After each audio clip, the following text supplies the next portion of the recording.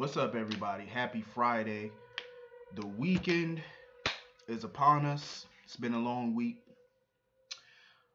Getting into this episode, man, this was a very dope episode. I loved every second of it. This was a good ep.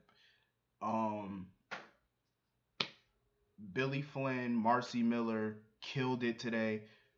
Hands down, they destroyed it. Yo, 2018, Marcy Miller, Billy Flynn, they deserve daytime Emmys just for this episode alone. Like for their scenes today, they deserve Emmys. Like dead serious. I'm not even putting on like they deserve Emmys because Billy Flynn knocked it out. Chad was all types of pissed when he found out Abigail was willingly leaving with Dario.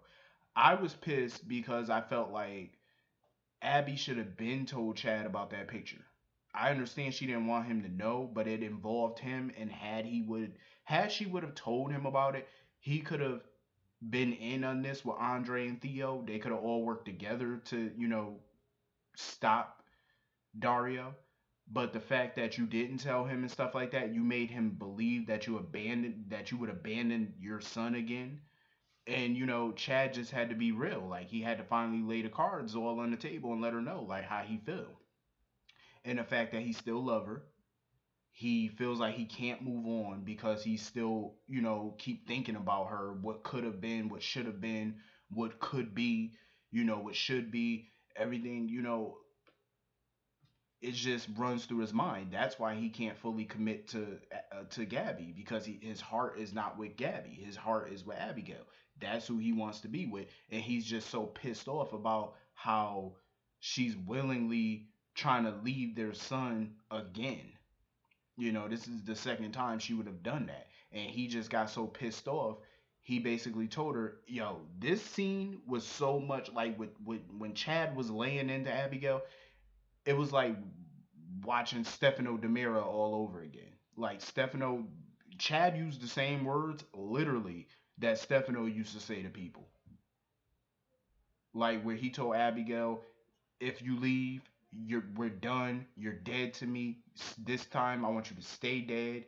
He was spewing some shit that Stefano would be saying, and that's what I love most about this. But like I've been saying in the past couple of episodes, I feel like the Demiras, like I said before, they need to tap into their inner Stefano because Stefano would have been wiped the floor with Dario. Stefano going up against Dario is child's play for Stefano. He would have been shut that bastard down a long time ago. He would have shut him down. It's not that hard. Dario is not that smart. First of all, he only getting away with this shit because Chad and Andre.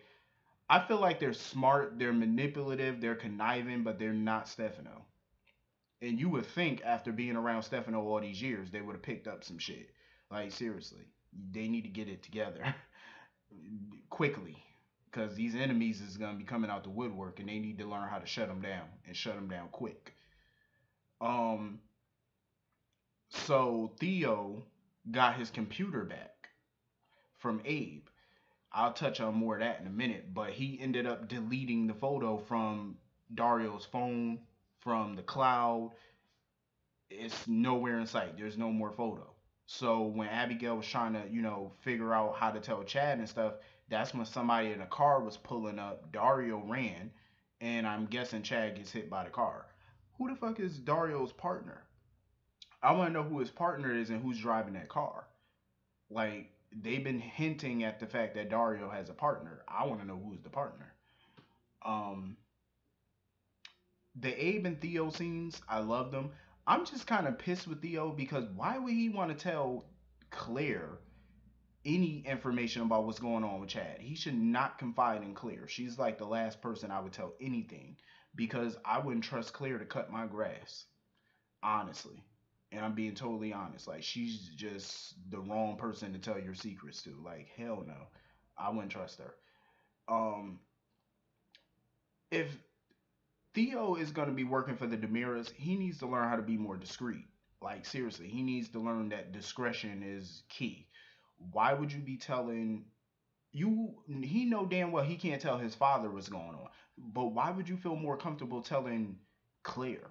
Why? If you can't tell Abe, why would you tell Claire? At least Abe is a bit more discreet.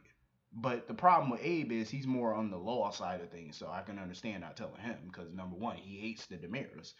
So I definitely wouldn't tell him. But Claire is the last person I would tell a damn thing to, especially something like this. Andre and Kate already told him to keep this on the hush. Why would you sit there and try to tell Claire? Like, thank God Abe got there when he did before he told her any damn thing. Like, seriously, like, you got to learn how to be more discreet, bruh. Theo got to learn how to be quiet. If you're going to work for the Demirs, you need to be discreet. You need to be quiet. Because you know the Demirs, they work in silence. They don't go around telling people what their plans are. Like, no. It's keep it in the family. But the thing about Abe is, I respect Abe because Abe is a real father. You know what I mean? Like he's looking out for his son. I don't agree with everything he wants to do, but Abe is finally seeing that his son is an adult now, and he needs to start letting his son make the right decisions and trust the fact that he raised his son to be a good person. Um, and it's high time that Abe start to see that yeah, Theo is your son, but he's also part Demira, and the Demiras are his family as well. And Theo pointed that out to Abe. He was like, if the Demiras need me to do something, I'm gonna do it the same way. If you ask me to do something, I would do it for you, which is fair. He was being fair, and I'm glad Abe, you know, respects his son's decision, and they're back on good terms. He might not like his son's decision, but he's man enough to say, you know what, I respect it. That's a real father. That's a real man right there, and I respect that. That was a dope scene between a father and a son because not too many fathers, come around like Abe did, even in real life. The fathers like to control their kids' lives. They don't give a damn how grown their kids are. It's like, it's my way or the highway. Even if they not paying your bills. Like, that's just pretty much how it is. But I'm glad Abe is not that dude. He's the type of father like he was irate at first, but after he calmed down and he had Valerie talking to him, and then he talked to Chad. He thought about it and he was like, you know what? Let me go apologize because I didn't handle it right. I like that. He's big enough to do that, so that was cool. Um, Marlena. This whole storyline is funny to me. Hattie and Angelica are fucking crazy. When fucking Angelica gave Hattie those keys, Hattie was souped as hell because she was like, "You gave me a car?" Angelica was like, "Bitch, no, I'm not Oprah." I bust out laughing like, for real, like, who the fuck you think this is?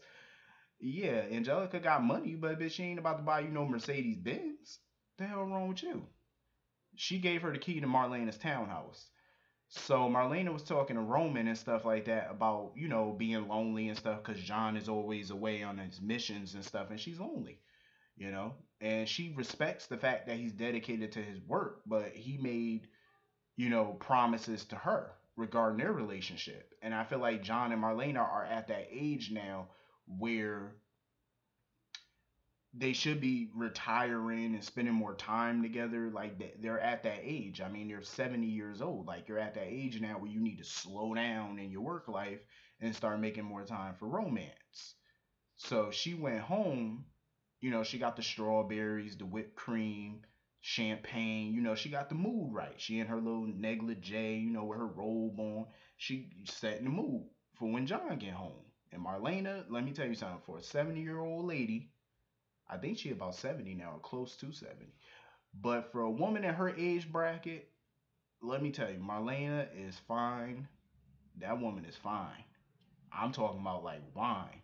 There ain't no wrinkles on her, no Botox, no. That's just all natural. I'm like, damn, like the woman is bad to be 70 years old. I'm just saying, like, I got a little crush on Marlena.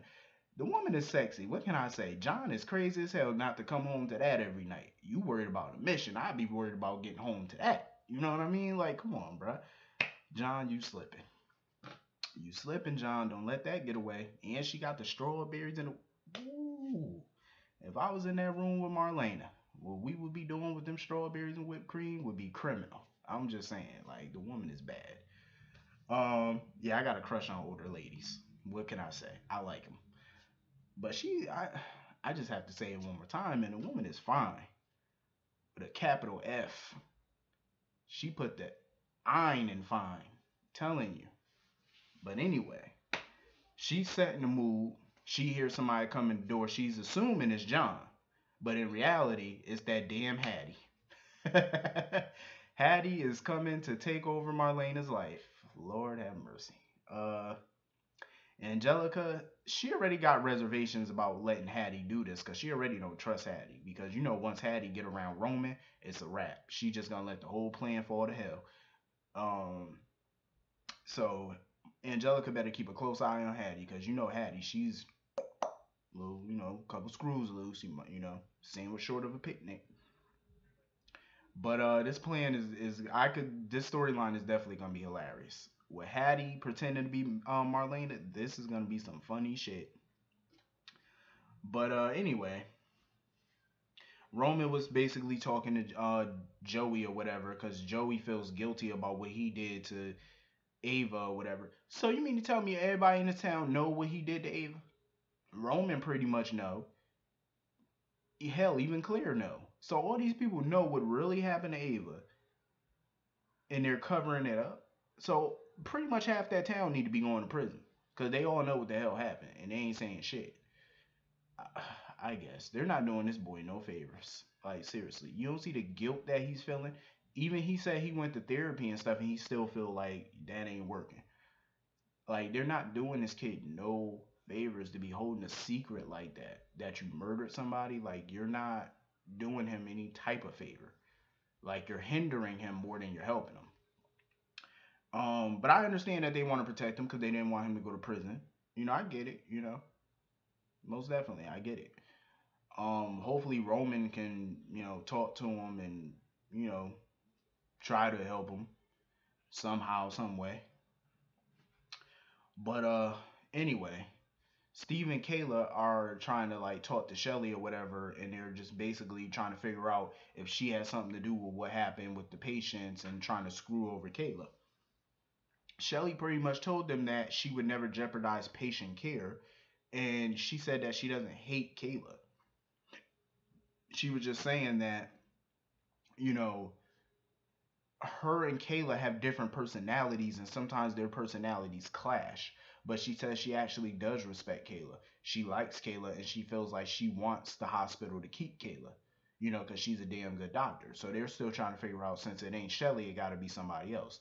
That's when they're going through they meet up with Claire at the nurses station and they're going through the nurses book and stuff like that, the schedules, to see who was working, what day, what time.